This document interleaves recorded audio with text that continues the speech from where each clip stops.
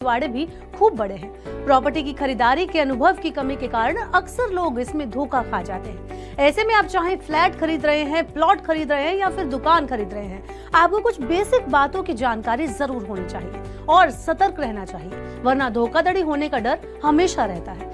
अक्सर लोग मान लेते हैं कि बस रजिस्ट्री उनके हाथ में आ गई तो कोई टेंशन नहीं है, मकान उनका हो गया, लेकिन ऐसा नहीं है।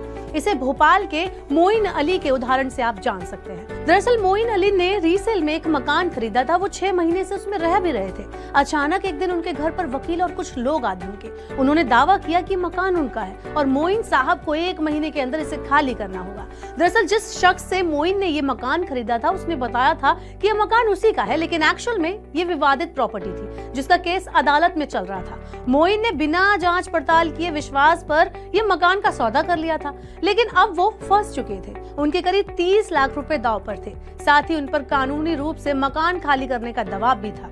इस सिचुएशन का सामना करने वाले मोइन अकेले इंसान नहीं हैं। देश में कई लोग ऐसे हैं जो मोइन जैसी विवादित प्रॉपर्टी में फंस जाते हैं। ऐसे में यहाँ मैं आपको बताऊंगी कि कोई भी प्रॉपर्टी खरीदते टाइम पर आपको किन किन कागजों का ध्यान रखना चाहिए, किन की परख करनी चाहिए, पहले से ही किस चीज की जांच कर लेनी चाहिए और उसी के बाद किसी संपत्ति की खरीदारी करनी चाहिए। प्रॉपर्टी खरीद में सबसे मेन होता है उसका कानूनन मालिकाना हक। आप जब भी प्रॉपर्टी खरीदे तो उसकी टाइटल डीड की पहले से ही जानकारी ले लें। आप किसी वकील से इसको सर्टिफाइड करा सकते हैं। मुख्य तौर पर टाइटल डीड से पता चलता है कि आप जो प्रॉपर्टी खरीदने जा रहे हैं वो किसी कानूनी पचड़े में तो नहीं फंसी हुई है, उसके ट्रांसफर, डिवाइड आदि में कोई भी दिक्कत तो नहीं है।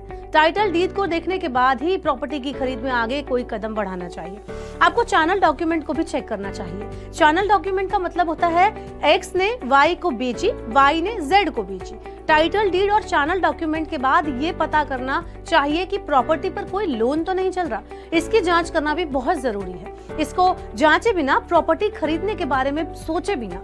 इसके अलावा आप संपत्ति के लेआउट पेपर को सावधानी से जांच लें, पता कर लें कि इसका नक्शा पास है या फिर नहीं। संपत्ति लेने से पहले आपको बिल्डर या सोसाइटी से नो ऑब्जेक्शन सर्टिफिकेट जरूर लेना चाहिए। इससे आगे चलकर आपको कोई परेशानी नहीं आएगी। अगर आप नई प्रॉपर्टी खरीद रहे हैं तो बिल्डर से कंस्ट्रक्शन क्लियरेंस सर्टिफिकेट आप जरूर ले लें। इसके अलावा आपको ऑक्यूपेंसी सर्टिफिकेट भी लेना जरूरी है। ये प्रमाण पत्र स्थानीय अथॉरिटी द्वारा प्रोजेक्ट पूरा होने के बाद ही जारी किया जाता है। ये दस्तावेज बताता है कि डेवलपर ने पानी, सीवेज और बिजली जैसे जरूरी अनुमतियों को ले रखा है। क्या आपने भी हाल ही में प्रॉपर्टी खरीदी है या फिर प्रॉपर्टी खरीदने का प्लान कर रहे हैं तो आप इन कागजों की पड़ताल जरूर कर लें। इसके साथ ही प्रॉपर्टी से जुड़े कुछ सवाल है तो आप मनी9 से पूछ सकते हैं। इस तरह की और खबरों से रूबरू रहने के लिए, अपडेट रहने के लिए मनी9 के यूट्यूब चैनल को सब्सक्राइब करना ना भूलें।